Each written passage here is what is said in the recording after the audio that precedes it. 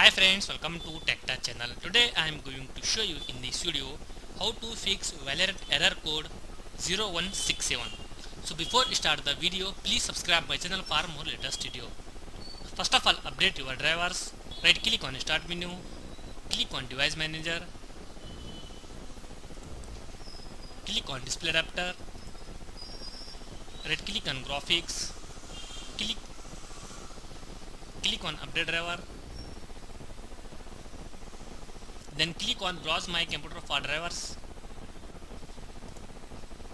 then click on let me pick from a list of available drivers on my computer, then select your first option, then click on next.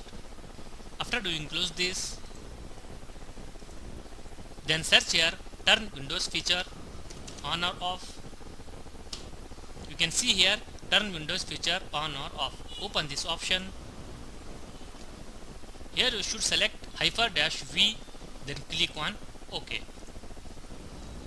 After complete this process, click on close. After doing this, restart your PC, fix your problem. So in this way you fix Volarant error code 1067. Thanks for watching friends. Hope like this video. If you like this video, please like, share and don't forget to subscribe my channel.